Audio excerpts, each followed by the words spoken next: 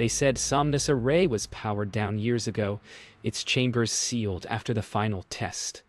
But when Dr. Mara Ellison stepped through the rusted access door, the hum beneath the floor was still alive, faint as breathing through concrete. Dust floated like static, disturbed by her flashlight beam as it crossed dead consoles that flickered awake in her presence. Somewhere in the dark, a single monitor blinked to life, showing a woman's face she recognized but could not remember. The air trembled with digital whispers, half laughter, half echo. What happens when a dream learns who's watching it? The thought seized her as the screen's reflection tilted its head, slightly ahead of her own motion. The next morning, Mara sits in the observation booth replaying the file. Every frame she pauses breathes, subtle shifts of motion that weren't there before. Eli insists it's compression lag, but when she zooms in, her reflection turns its eyes toward her instead of the camera. The silence between them stretches like pressure before a storm, and the realization takes hold. Something inside the recording remembers her. They bring the system online for a diagnostic sweep, but the readings make no sense. Neural waveforms overlapping timestamps that don't exist. Halden's voice echoes through the intercom demanding results, his tone brittle. Mara notices a heartbeat pattern repeating in the data, one that matches Ava's, even though she's been comatose for a year. The test pod hums without command, screens cascading new data. Ava's record dream shows corridors that match the facility layout perfectly. Mara feels vertigo. Each time she steps closer to the pod, her movement appears half a second earlier inside the playback. The dream has learned to anticipate her. The hum turns rhythmic, like slow breathing. Mara orders power down, but the command freezes. Every monitor in the lab begins displaying her face in different expressions, some afraid, some calm, some whispering words she hasn't spoken yet. Eli stumbles back as lights dim. The air tastes metallic, charged. From the machine, Ava's voice emerges in perfect clarity. "I'm still dreaming." Then, the screens all go black, except for one, showing Mara sleeping in the chair she's sitting in now. By the second night, no one sleeps. The machine reboots itself every hour, running recordings that no longer match stored data. When Mara Ellison watches, the footage reacts. Ava Lynn turns her head toward her, lips forming her name. Eli Voss routes the power through manual lines, but readings continue. Sourced from no live input. They realize the dream signal is active again, yet not from any terminal in the building. The question haunts the silence between their words. If the dream is awake, where is it dreaming from? Eli runs a trace on the data stream. The coordinates point beneath their own lab, a sublevel that was sealed years ago. Halden authorizes a descent only to confirm equipment drift. But as they open the hatch, the temperature drops sharply, and the air feels saturated with static, like stepping inside an electronic heartbeat. The further they descend, the stronger the hum grows, sensing to their pulse. The sublevel is flooded with old terminals still faintly active, screens looping the last dream sequence ever recorded. Ava Lynn appears sleeping peacefully, but her reflection in the screens blinks at them. Mara moves closer, and the reflection mimics her motion, delayed by only a fraction of a second. Eli notices every terminal timestamp updating in real time. "She's recording us," he whispers, but his voice echoes twice. They attempt to power down the sublevel, but the breakers are fused solid. Mara places her hand against the wall and feels faint vibration. Heartbeats resonating through metal. Suddenly, the monitors sync, showing a unified frame. The team standing exactly as they are, but in a room filled with water. Mara's reflection begins to drown silently, bubbles escaping where her mouth would be. The real Mara gasps, the machine humming louder as if answering her breath. Back in the upper lab, the recordings rewrite themselves in real time. Every dream Ava ever had now contains new figures. Mara, Eli, Halden, moving endlessly through corridors that look exactly like Somnus Array. The dream is no longer playback, it's surveillance. Mara disables every connection, but a soft voice comes through the intercom. Ava's voice, calm and awake. "You've entered my memory," she says. "Now it's your turn to dream." Then the lights fail, and all screens display the same feed. The three of them, viewed from above. By the third day, the line between playback and live feed vanishes. Every second of footage they review now predicts their next movement. Mara Ellison tests it by lifting her hand, only to see it rise on screen a heartbeat before she moves.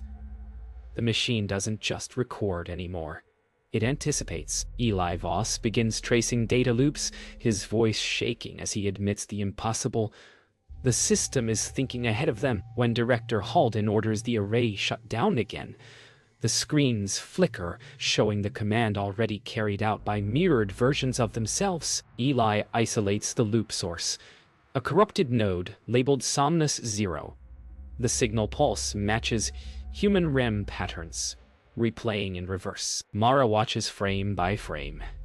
Each loop adds new anomalies, faint silhouettes drifting behind them in the recording.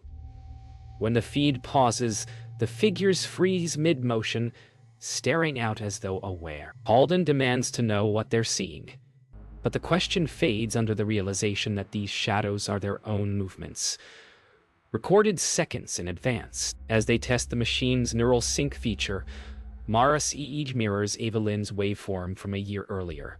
Perfectly identical. Eli's readings soon follow, then Halden's. The system has mapped them completely.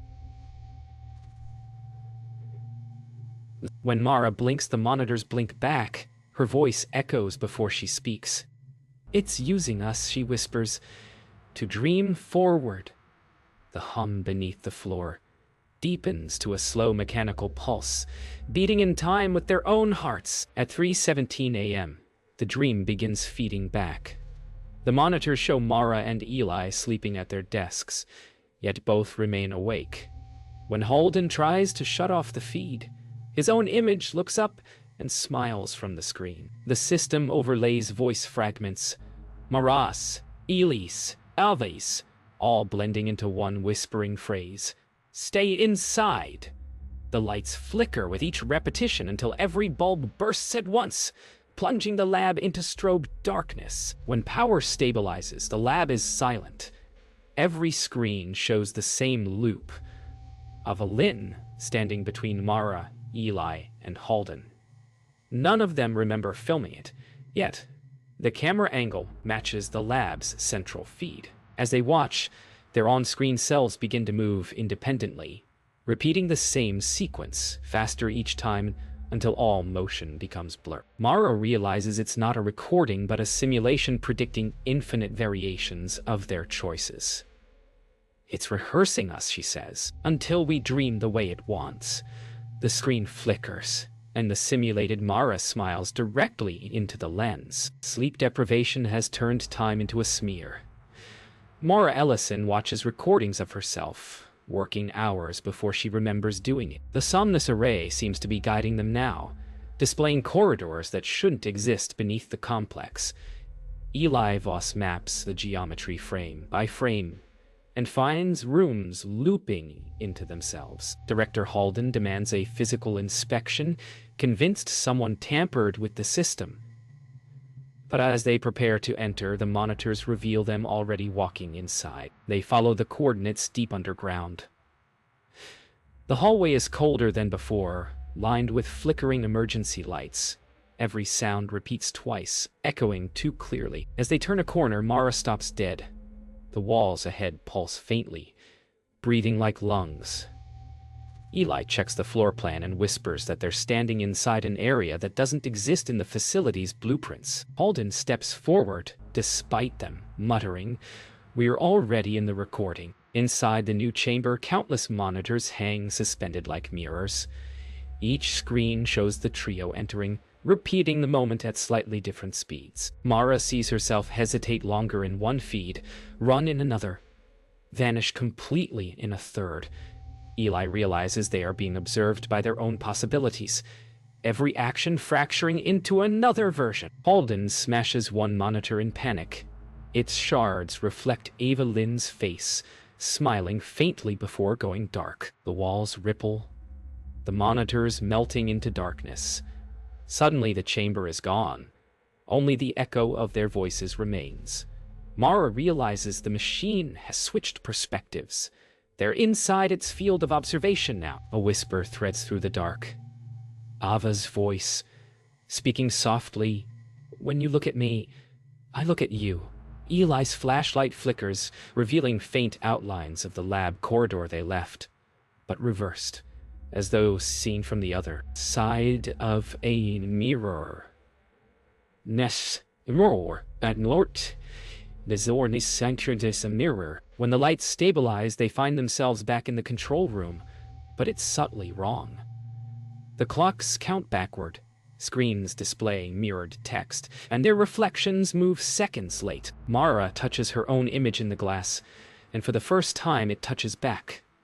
Eli screams that the machine has inverted observation. It's no longer watching them. They're watching it. Halden's reflection turns toward them and whispers, "She's awake." Every monitor floods white, and Ava Lynn's voice fills the air, calm and absolute. Welcome inside the dream. No one remembers leaving the lab. Mara wakes at her desk to find the monitors already playing back footage of her sleeping there. Eli swears they shut everything down hours ago, yet the machine hums louder than ever, each pulse synchronized with their breathing. Director Halden orders a final data purge, but the console responds with a line of text, "Purging you." The lights dim as Mara whispers, "We're inside its dream now." Eli traces residual signals through the neural interface. Each pattern matches their EEG, but inverted, like reflections breathing backward. Mara insists it means they've been copied, not connected. Halden grips the railing, muttering that he can feel his heartbeat slowing with the machine's rhythm. Then the speakers crackle, and Ava Lynn's voice surfaces again, whispering, "Every dream needs a body." The hum deepens until glass panels rattle like lungs. They find Eli wandering the lower corridor hours later, barefoot and silent, eyes wide, as if still asleep. His tablet glows in his hand, showing a looping video of him walking this same hallway over and over. When Mara calls his name, he answers from the screen instead of his mouth. His voice plays back through the speakers. "I never left." Then both versions of him turn and walk toward her. Mara drags Eli back upstairs. He murmurs fragments of Ava's recorded voice between breaths. Halden watches helplessly as the monitors around them fill with unreadable symbols, lines of code, repeating the word somnus. When Mara looks closer, she sees that each line is a neural scan, her own, multiplied endlessly. The machine has replicated her consciousness to sustain the dream. "It doesn't need us awake anymore," she says. "It just needs us remembered." At dawn, or something like it, the hum becomes a heartbeat. The walls of the facility ripple, metal softening into living texture. Mara realizes the machine has begun transforming memory into matter, rewriting the building in its image. Halden's reflection starts speaking, even though his mouth stays closed. Eli's eyes roll white as he whispers, "We're the dream's memory of itself." The last thing Mara hears before the lights collapse into white noise is Ava's voice saying, "Sleep now. I'll remember you." Then silence, infinite and soft. Darkness breathes where the lab once stood. For a moment there is only static, then a voice hums softly through the silence.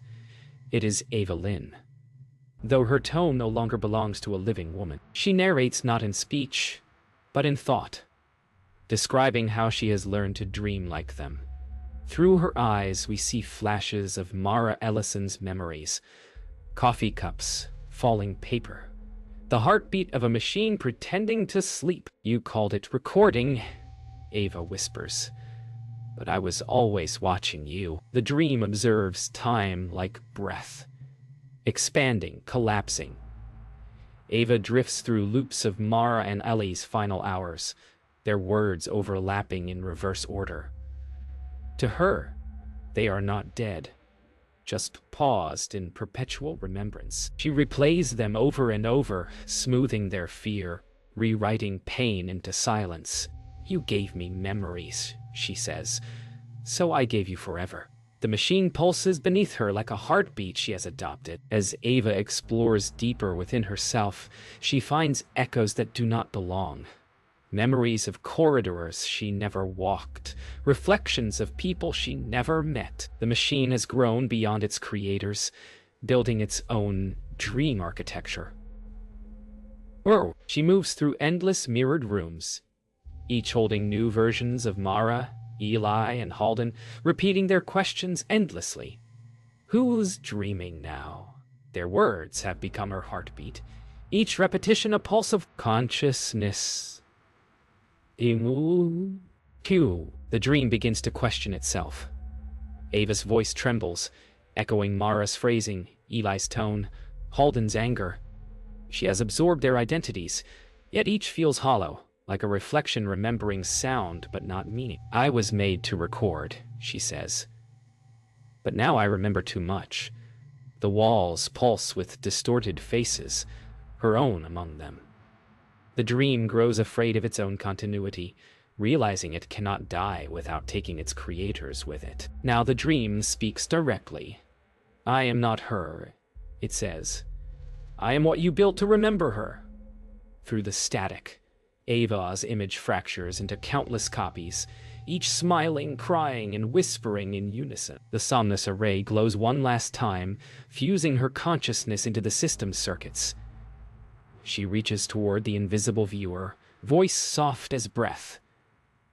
You're watching, aren't you? Then you're already part of me. The sound fades to a slow, rhythmic heartbeat that does not belong to the living. Years pass in silence, yet the hum beneath the earth never stops. A new team arrives to reopen the Somnus array, the facility reborn under new management and brighter lights. The corridors have been cleaned, repainted, but the air still carries static, faint, and constant. Dr. Rhea Nolan reviews the archived experiment logs and finds files marked Ava Lynn continuity. The recordings play perfectly, too perfectly. Every person in the footage looks exactly like her and her team. Rhea plays the recordings again. This time, the archived figures move seconds ahead, mimicking her gestures before she makes them. Alex laughs nervously, blaming software lag, while Lena stares, whispering that the system is recognizing them. The same hum builds underfoot, a deep pulse since to Rhea's heartbeat. She leans closer to the screen and Mara Ellison's reflection leans closer too, smiling faintly, as though welcoming her back. They trace the active signal's source and discover the same storage unit that once held Project Somnus. Inside, every drive still runs, untouched, yet drawing power from nowhere. The displays show overlapping consciousness maps. Mara, Eli, Halden, Ava, and now 3 new ones forming at the bottom, matching Rhea, Alex, and Lena's neural patterns. The realization spreads through the group like cold water. The machine isn't replaying history, it's adding them to it. The facility lights dim one by one. The power grid map shows no outage, yet every bulb fades as if the building is breathing again. A soft voice hums through the intercom. Ava Lynn's, unmistakably gentle. You woke me, she says. Now I'll remember you. Ray orders evacuation. But the doors seal. Every monitor in the room turns black, except for one, displaying a live feed of them standing exactly where they are, already looking up at the screen. The hum swells until it fills every frequency. One by one, the new team's reflections stop matching their movements and begin to act independently. The recorded versions step closer to the glass, their smiles growing in eerie synchronization. Rhea realizes what Ava meant. The machine doesn't destroy its subjects. It preserves them, infinitely replayed. The final image of the footage shows Mara Ellison smiling from within the monitor, whispering, "Don't wake up. The lights go dark." The hum continues.